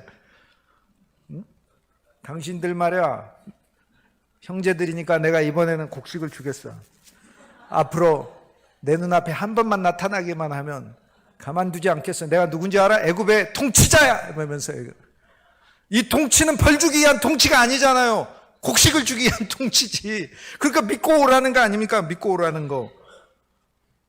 저와 여러분이 이 세상을 살 때 이 믿음으로 살아야 돼요. 우리는 이 세상에서 주님이 주신 확신 가운데 기쁨으로 이렇게 살 수 있는 거예요. 주님이 우리를 그렇게 해주셨어요. 19번째로 요셉이 이야기합니다. 당신들은 속히 아버지께로 올라가서. 우리 아버지는 우리 속에, 우리 신앙에, 우리로 하자면 여러분, 나와 여러분이 아들이고 딸이야. 그럼 뭐 아버지라는 것은 내가 거기서 기원했다는 거 아니야. 그러면 여기서 요셉이 만나는 형제들은 지금 예수 그리스도를 아는 것이고, 요셉의 형제들의 아버지는 요셉의 신앙이고 요셉의 전통이고 요셉의 모든 남은 가족을 말을 하잖아요. 우리 아버지, 우리 신앙, 어려서부터 믿어온 우리 신앙, 우리 믿음, 우리 가족들에게 말하라고 얘기하잖아요. 이제는 형제들만 알 것이 아니라 아버지에게 얘기해라. 근원에게 이야기하고, 당신들을 의지하는 자들에게 얘기해라. 예수님이 부르고 계신다고. 올라가서 아뢰기를 아버지의 아들 요셉에게, 요셉의 말해라고 하면서 45장 9절부터 그 이하부터는 말 속에 말이 들어가요. 명확한 거예요, 이게 성경에서. 그러니까 요셉이 형제들에게 말을 하고 그 다음에 이 말은 아버지에게 전하시오라고 얘기를 해요. 그냥 아버지에게 전하지 말라고 해도 형제들이 가서 말할 거 아닙니까? 가가지고 그러면 가서 이야기를 하지. 그러면 형제들이 다 11명에서 다 요셉을 만나고 왔는데 올라가면서 그러면은 아버지한테 가서 아무 말 안 하고 입 다물고 있고 막 고민하고 어떻게 해야 되지? 아니잖아요. 가서 본발을 다 말하고. 그런데 어차피 말하게 돼 있는데 말하라고 해요. 말하라고 하면서 뭔 말을 해야 될지 또 알려줘요. 이 말 아니고서도 다 얘기할 거 아닙니까? 아버지 갔더니 요셉이 총리가 돼 있어요. 우리 껴안고 울어서 이런 얘기까지 다 하겠죠. 그런데 특별히 아버지에게 가서 전해야 될 말이 있다는 거예요. 왜냐? 이것은 이주 때문에 그래요. 아버지와 아버지의 모든 것이 옮겨와야 되기 때문에. 그러니까 말 속의 말이라는 것은 그리스도의 말씀 속에 더 새겨야 될 말이고 우리 심령에다가 더 두어야 될 말씀을 의미를 하는 거예요. 그게 무엇을 말하냐면 45장 10절에 하나님의 나라를 애굽 전국에 주로 세우셨다. 애굽 전국에 주로 세우셨다. 애굽 온 나라에 내가 여호와다라고 하는 거예요. 이제 우리의 생활과 이주가 그리스도께 다 옮겨질 때 나는 생활을 어떻게 하지? 내 인생은 어떻게 되지? 어떻게 하긴 어떻게 해? 만국을 통치하시는 주님이 있다는 믿음 안에서 그리스도께 우리의 모든 것이 다 맡겨지고 주님께 믿는 우리의 믿음이 다 가야 된다고 얘기하잖아요. 이래서 이 믿음은 애굽 전국의 주는 앞에서 애굽 전국의 통치자라고 얘기를 했는데 한 번 더 이야기를 해주면서 우리의 근원에다가 또 얘기를 하고 계시는 거예요. 들려지는 귀의 말씀에다가 우리 심령에다가 더 이야기를 하고 우리 근원과 믿음에다가 하나님이 더 말씀하라고 하는 거예요. 그리고 또 당부하시는 말 속의 말이잖아요. 말씀 속에 더 깊이 우리가 깨달아야 되는 말이 뭐예요? 모든 것에 애굽의 통치자일 뿐 아니라 지체 말고 오라라고 얘기하잖아요. 그리스도께 지체 말고 가야 돼요. 그냥 지체 말고 다 맡기자고. 내 인생도 미래도 직업도 환경도 모든 것도 그냥 그리스도께 맡기자고요. 사역도 주님을 누리고 사랑하고 좋아하고 주님을 생각하는 일에 나와 그리스도의 사이에 어떠한 거리도 두지 말고 그냥 그분께 가자고요. 여러분이 걱정하고 염려하는 일 그냥 그리스도께 맡기자고. 지체 말고 오라고 얘기하시잖아요. 지체 말고. 지체 말고 내게로 내려오고. 겸손하게 말씀하셔요. 그분 아래 계시면서 내려오라고 그래요. 올라오라고 그러면 힘들어서 못 가요. 내려오라고 그래요. 그리고 힘들어서 안 올까 봐 수레까지 보내줘요. 수레까지 보내줍니다. 22번째 45장 10절에 보면 아버지의 아들들과 아버지의 손자들과 아버지의 양과 소와 모든 소유가 고센 땅에 머물며 땅을 마련해냈고 고센이라고 하는 목양하는 땅에다가 놔두고 가까이 있다는 뜻이에요. 가까운 땅에다 두며 요셉의 가까운 땅에다가 두고 여기에 모든 거예요. 아버지의 자손과 손자와 양과 소와 모든 소유래요. 야, 어떤 사람은 주일날 예수 믿으면서 자기 마음과 자기 몸만 예수님께 오는 사람이 있어요. 아니, 모든 것이, 여기서 양이라는 것은 내가 생각하고 내가 좋아하는 것, 그것이 다 그리스도께 와야 되고, 여기서 소라는 것은 내 일하는 게 그리스도께 와야 된다는. 왜 직장에 일하러 가면서 여러분은 힘들게 일하고 예수님은 하늘에서 지켜보고 있다고 생각합니까? 우리는 그리스도께서 우리와 함께 일하심을 믿어야 될 줄 믿습니다. 그리스도께서 우리와 함께 일하고 계시는 거예요. 우리가 무엇인가 하든지 간에 주님이 함께하고 계시는 거예요. 우리가 찬양할 때 주님이 우리와 함께 찬양하고, 우리가 수고할 때 허리 숙일 때 주님도 우리와 함께 허리 숙이고 계시고, 우리 안에서 우리의 모든 일들을 사실 감당하고 계시고, 우리 속에서 에너지가 되어주고 계시고, 우리가 슬플 때 우리를 위로하고 계시고 함께 울고 계시고, 우리가 기뻐하고 소득이 있을 때 그것의 근원이 되시면서 그것을 통하여 우리와 함께 기쁨을 누리고 계시는 분이 주님이신 거예요. 그래서 여기에서 양과 소와, 여기서 양에서 우리가 애쓰고 힘드는 것, 그리고 소라고 하는 것에서 우리가 일하는 것, 소유라고 하는 것에서 우리의 모든 것, 그냥 그리스도께, 그냥 그분께 믿음으로 위탁해 드리는 것, 이것이, 이 믿음이 우리한테 필요하다는 거예요. 그러므로 나와 여러분은 이제 식구들을 볼 때마다 그리스도의 것, 그리스도의 것, 그리스도의 것, 그리스도의 것, 내일도 그리스도의 것, 다 그리스도의 것. 자동차에 타면서도 이것도 그리스도의 것, 앉아서 운전하면서도 이 여정도 그리스도의 여정. 이것이 바로 지금 요셉이 형제들에게 하고 있는 이야기예요. 그런데 이 말을 형제들한테도 하면서 아버지에게도 전하라고 얘기하잖아요. 그러니까 말 속에 말이니까 근원 속에 새로 담아서 더 새겨야 될 말로 이야기하고 있지 않습니까? 그리고 뭐라고 얘기해요? 고센 땅에 머물고. 23번째, 나와 가깝게 하소서. 위는 가까이 오라고 해서 뭐라고 해요? 관계를 가깝게 하고, 아래는 나와 가깝게 하소서. 이 가까운 거 뭐 생활을 가깝게 하라고, 생활 자체를 그리스도와 가깝게 하라고. 위에는 마음속에 관계를 가깝게 하고 생활을 그리스도와 가깝게 하라고 얘기하죠. 24번째, 흉년이 아직 5해가 남았다라고 얘기를 해요. 위에 보니까 이미 주님 말씀하셨어요. 흉년이 앞으로 5년 동안 남았다고 했는데 앞에서는 뭐라고 하냐? 5년 동안 파종도 못하고 추수도 못한다라고 해서 흉년의 심각성을 이야기를 하는 거고, 지금 이야기하고 있는 것은 이 흉년이라는 것은 지속되는 것이다라는 것을 이야기해요. 그런데 5년이라고 하면서 하나님의 은혜 아래 붙들려 있는 흉년인 거예요. 여기에서 주님께서 말씀하시는 것은 이미 앞서서는 기경하고 추수하는 그 시작과 결과가 전부 다 헛것이다. 그리스도 바깥에서 헛것이다 라는 것을 이야기하고, 지금 여기에서는 그리스도 바깥에서는 그런 시간으로 지속되는 것이다. 그렇지만 5년이다. 하나님의 은혜 아래 이 흉년이 붙들려 있음을 알라라고 얘기해요. 앞에서는 흉년이 가져다주는 결과가 처참함을 알라는 거고, 뒤에서는 본질적으로 흉년이라는 것이다. 인생은 흉년이라는 것이다. 그렇지만 5년이다. 하나님의 은혜 아래 붙들어 두셨고 한계가 있는 것이다. 하나님의 풍성 아래 잡혀 있는 것이다. 이미 그 속에서 이 흉년을 이겨낼 그리스도의 방법과 풍성이 속에 숨겨져 있는 것이다 라고 주님이 말씀하고 있는 것이에요. 그래서 흉년에 대한 문제를 주님이 또 한 번 말 속에 말로 이야기해요. 우리 심령이 더 새겨야 될 말씀으로 이야기하고 있는 거예요. 내가 거기서 고센 땅에서, 가까운 땅이란 뜻이에요. 아버지를 봉양하리이다. 우리의 모든 근원들, 우리가 아버지 된 것, 그것을 주님이 봉양까지 한다고요. 가까이 할 뿐 아니라 위에서는 거처를 제공해. 그래서 집에서 사십시오 이것만 해도 되는데 모든 생활에 대해서 다 도와주고 그 생활을 전부 다 옆에서 함께 돕겠다. 주님은 책임지겠다. 이렇게 얘기를 하시니 너무 감사한 거죠.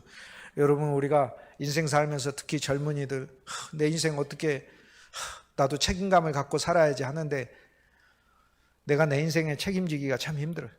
하지만 여러분 인생을 책임질 한 사람을 오늘 말씀에서 발견을 했어요. 예수님 말씀하고 있잖아요. 내가 책임지리라 이렇게 말씀하셨으니 여러분 자녀들의 인생도, 우리 자녀들의 인생도 주님이 책임지리라 이렇게 말씀하셨으니 살아있는 하나님의 말씀이 이 말씀을 이루실 줄 믿습니다. 이것을 말 속에 말로 담았다는 이유가 뭐예요? 또 생각하고 또 생각하고 어기지 않는 말씀이란 뜻 아니에요? 이중으로 약속된 말씀이라는 거잖아요. 형제들에게 전하고 형제들한테 아버지한테 전하라고 했으니 니들만 알 게 아니라 근원까지 알고 니들에게 관계된 사람까지 전하는 것, 이 속에서 또 확장되어 가야 될 말이라고 얘기를 하잖아요. 이것이 45장 12절 말씀에 보면은 고센 땅에서 거기에서 아버지를 봉양하리이다, 부양하겠다고 얘기를 하고, 그 다음에는 아버지와 아버지의 가족과 아버지에 속한 모든 사람에게 부족함이 없도록 하겠다라고 얘기를 하죠. 부양할 뿐 아니라 부족함이 없겠다, 풍성하게 하겠다고 얘기를 하잖아요. 당신들의 눈과 내 아우의 눈이 보는 바, 당신들에게 이 말을 하는 것은 내 입이라. 27번째로 당신들의 눈이 보고 내 아우 베냐민의 눈이 보고. 근데 당신들의 눈이 보고 내 아우 베냐민의 눈이 보고 왜 이중으로 썼느냐? 당신들의 눈이 형제들이에요. 아버지 야곱과 씨가 같아요. 그런데 베냐민의 눈이 보고라고 이야기하는 건 베냐민으로 더 보라는 거예요. 베냐민은 어머니까지 같아요. 그러니까 예수 그리스도와 우리의 형제됨이 법적으로 형제되고 절반으로 형제된 게 아니라 온전히 형제되고 피로 형제되고 살로 형제된 형제임을 알려주고 있어요. 근원도 형제예요. 아버지도 형제이고 어머니도 형제예요. 기쁨도 형제이고 슬픔도 형제인 거예요. 그래서 형제로서 보고 베냐민으로서 보라고 이야기를 해요. 고귀한 하나님의 보호와 사랑을 받는 아들로서 요셉을 바라보라고 이야기해요. 그래서 베냐민의 눈은 다른 형제들의 눈과 달라요. 왜냐하면 베냐민은 형을 미워하지 않았어요. 어려서 형이 팔려가는 것도 몰랐고, 만약 있었으면 어린 베냐민이 우리 형 요셉 팔지 마세요 하고 울었겠죠. 그러니까 형제들의 눈으로 보라는 것은, 아, 나는 형을 요셉을 팔아버렸는데 이 사랑의 요셉이 나를 받아주는구나, 그 사랑의 눈으로 요셉을 보라는 거고, 베냐민의 눈으로 보라는 것은 잃어버렸던 형제, 아무 죄와 관계가 없이, 베냐민 죄가 없어요. 베냐민 무슨 요셉을 팔았습니까? 전혀 관계가 없지. 그러니까 새로운 형제의 눈으로 주님을 바라보라고 얘기를 하는 거예요. 우리는 눈이 베냐민의 눈으로 더 가는 거예요. 그래서 형제들과 껴안을 때는 입 맞추고 껴안고, 베냐민과 껴안을 때는 서로 목을 껴안고, 베냐민은 요셉의 목도 껴안는다라고 얘기를 해요. 그러니까 형제들은 요셉이 형제들을 껴안, 왜? 자격이 없잖아. 지금 내가 이렇게 껴안으면은 팔 탁 치워버릴 거 아니에요. 이렇게 치워버리고, 이렇게 내가 너를 용서할 수, 어디서 이렇게 되겠는데, 그러나 우리가 베냐민이 되면 요셉의 목을 껴안을 수 있다, 그 얘기예요. 그리스도 안에서 주님과, 정말 주님께서 우리의 모든 것을 다 구속하시고 영원한 생명 한 생명을 주시고 우리하고 정말 더 가까워지고 더 가까워지는 존재를 말씀 속에서 계시하고 계시니, 이 모든 것이 진리 안에서는 이미 밝혀졌으니까 여러분의 신앙생활의 체험 안에서 그리스도와의 모든 관계가 다 전적으로 이루어지길 주의 이름으로 소망합니다. 28번째로 당신들에게 이 말을 하는 것은 내 입이라. 눈이 보는 것을 받고 그리스도의 말씀을 보라는 것을 이야기하고 계십니다. 말을 들었고 그 말씀하고 계시는 입을 보라고 얘기해요. 성경은 주님의 입이에요. 주님의 말씀이지만 입이에요. 벌려져서 우리한테 말씀하고 계시잖아요. 성경은 입이에요. 항상 나오는 곳마다 주님의 음성은 우리를 사랑하신다는 음성 아니에요. 너무 감사한 것이죠. 28번째로 당신들은 내가 애굽에서 누리는 영화와 당신들이 본 모든 것을 내 아버지께 아뢰고, 우리가 섬기고 아버지는 우리가 섬기는 존재, 또 우리의 근원이 되는 존재, 우리의 친척과 인척이잖아요. 그들에게 뭘 이야기해요? 우리 주 예수 그리스도께서 통치하신다. 우리 주님 때문에 우리는 앞으로 생활하고 살 수 있다. 주님이 주신 모든 약속이다. 이걸 증거하라고 얘기하잖아요. 이 믿음으로 살으라고 얘기하지 않습니까? 아버지께 아뢰고, 우리는 우리 가족들에게 얘기해야 되죠. 얘들아, 우리 가족은 하나님이 함께 하시는 축복의 만복의 가정이란다. 하나님이 부으실 큰 복이 있는 가정이란다. 그것은 율법을 통해 얻는 약속이 될 수가 없어요. 믿음을 통해 얻는 약속인 줄 믿습니다. 믿음을 통해서 주님을 믿으니까. 근데 이 믿음은 뭐예요? 주님을 더 껴안는 믿음. 형제의 믿음, 거기서 더 나아가 형제 중에서도 베냐민의 믿음인 것이죠. 29번째, 속히. 앞에는 지체 말고 거리낌 없이 오는 거. 여기서 속히. 시간상으로 정말 빨리. 우리는 영원 안에서 이미 가까이 됐어요. 주님이 이 일을 했어요. 30번째, 내려오소서라고 하는 거. 쉽게 이쪽으로 오소서. 주님의 겸손을 보여주고 있어요. 이 30가지 말씀을 주님께서 우리에게 주셔요. 말씀만 주는 게 아니라 바로 왕을 통해서 선물을 궁에서 가져와서 요셉이 나누어 줍니다. 바로의 이야기까지 전해줍니다. 바로 왕이 또 데려오라고 했어요. 수레도 줬어요.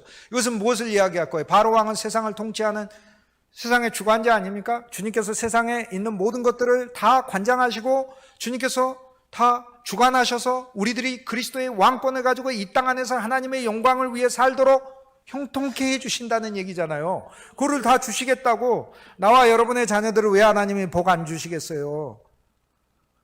하나님께서 분명히 복 주시고 풍성케 하실 주님이심을 믿으시길, 신뢰하시길 주의 이름으로 축복합니다.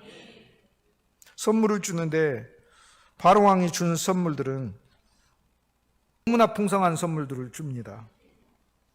21절에 보니까 이스라엘의 아들들이 그대로 할세 요셉이 바로의 명령대로, 여기 바로의 명령이 나와요. 하나님이 바로에게 바로의 아버지인 요셉이죠. 바로가 젊었나 보죠. 여기 요셉의 나이가 비록 39살 정도 되지만은 아마 바로는 무슨 30대 초반일 수도 있는 것이고, 하지만 이미 요셉이 가진 지혜나 신앙이나 이런 것들이 어떤 면에서 영적인 멘토의 아버지의 역할을 할 정도로 뛰어났다는 거죠. 이 문자상으로만 봐도. 그렇지만 오늘 우리들이 이 바로라고 불리는 세상의 모든 주관자들, 그리고 오늘 우리 인생의 바로들인 우리들에게 하나님께서 명령해 놓으셨대요. 그들에게 명령해 놓으셨대요. 우리를 돕도록. 이 모든 것들이 실은 그리스도에 복종하도록 하나님이 해 놓으셨다고 하잖아요. 그리고 우리가 받는 그 풍성한 항목들은 우리에게 수레를 주고 하나님의 성령을 통해서 하나님은 우리를 실어 날리시고 성령이 우리의 수레가 돼서 우리로 하여금 모든 그리스도의 길을 용이하게 갈 수 있게 하고 길 양식을 줬죠. 그리스도가 길이고 그리스도가 우리의 길의 양식으로 먹는 거죠. 길의 양식이니까 마른 빵도 있을 때고 가면서 마시게 될 포도주도 있고 그러게 되겠죠. 22절에 보면 각기 옷 한 벌씩을 주되 베냐민에게는 은 300과 옷 5벌을 줬어요. 그러니까 예수님과 함께 아버지가 같은 형제로서 하나의 율법 아래서 그분이 율법의 계승자로서 나를 구원해 주시는 구주로서만 믿었을 때는 그리스도로 옷 입었느니라 그 옷 정도밖에 못 누리지만, 물론 그것도 어마어마한 것이겠죠. 그러나 베냐민이 되었을 때는 은 300을 받으면서 한량없는 그리스도의 은혜로 풍성하게 되고, 그리고 옷 5벌이나 갖게 된다죠. 이 옷은 보통 옷들이 아닌 것이죠. 모든 어려움을 다 이길 수 있는 옷이라는 거 아니에요. 그리고 이와 같이 아버지에게 보내되 순하기 10필에, 순하기라는 것은 강력한 힘을 가진 것이니까 우리 삶에 굳건한 순하기가 되신 그리스도가 주시는 굳건한 선물들을 가리키는 거죠. 강력하고 우리를 힘있게 만드는 선물들이 바로 순하기가 주는 선물인 것이죠. 너무 감사한 것이죠. 열필에다가 주었다는 것은 온전하게 주고 풍성하게 준 선물을 주었다는 것 아닙니까? 낙이 열필. 열필은 충만한 수송을 주님께서 우리에게 제공하시는 것을 의미를 하는 거고, 암나귀 열필에도 선물을 주셨대요. 수나기로서 우리를 강건하게 하고 짐을 다 싣고 갈 수 있게 하고, 암나귀에다가 담아놓으신 거, 암나귀는 온순하고 부드러운 낙이 아니에요. 주님이 우리에게 온순하고 부드러운 공급도 주시겠다고 말씀하고 있어요. 여기에다가 곡식을 실었죠, 떡을 실었죠, 양식을 실었다. 세 개를 실었다고 하지 않습니까? 아버지께 길에서 드릴 곡식과 아버지가 오는 동안 우리 인생길을 가는 동안 하나님께서 그리스도라는 양식을 우리에게 주시고, 그리고 떡을 주시고,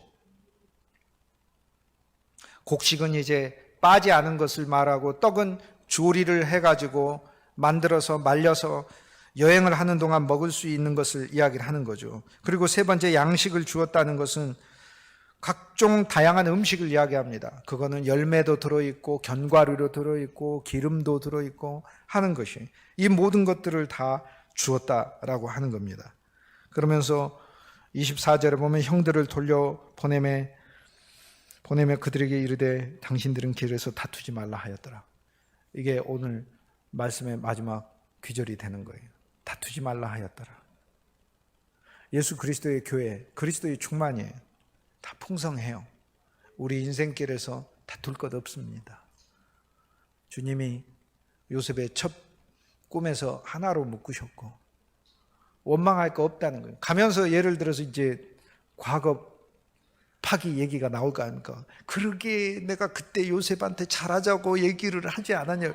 네가 구덩이에 팔자, 너는 죽이자고 했지 않냐? 그러면서 그럴까 봐 가면서 다투지 마라. 무엇을 봐야 돼요? 풍성을 봐야지. 풍성을 보고 수나기 열필에다가 강력한 선물을 줬어요. 우리로 튼튼하게 만든 암나귀 선물을 줬어요. 열필, 풍성하고 부드럽고 우리를 하나님 앞에서 편안하게 만드는 선물을 주셨다니까. 이거를 보면서 길 양식이라서 인생길을 풍성하게 걷게 하시는 이 모든 양식을 주셨으니 얼마나 감사해요. 저는 거의 성경에서 창세기 45장은 탑 클래스에 속하는 장이 아닌가 생각해요. 이처럼 예수 그리스도의 풍성을 온전히 계시하고 있는 장이, 그 사랑을 온전히 계시하고 있는 장은 정말 드물지 않을까 이렇게 생각해요. 저는 성경에서 제가 제일 좋아하는 장이 실은 창세기 45장이었잖아요. 진실로 제가 정말 좋아합니다. 성경 창세기 45장. 모르고 계셨죠? 여러분 오늘 알고 이제 드디어 발견한, 전 창세기 45장 너무나 감사하고 좋습니다. 저는 늘 이 장을 저는 사모하고 생각하고 그래요. 여기 있는 이 그리스도, 그 사랑 말할 수 없어요. 진짜 말할 수 없어요. 찬송하십시다.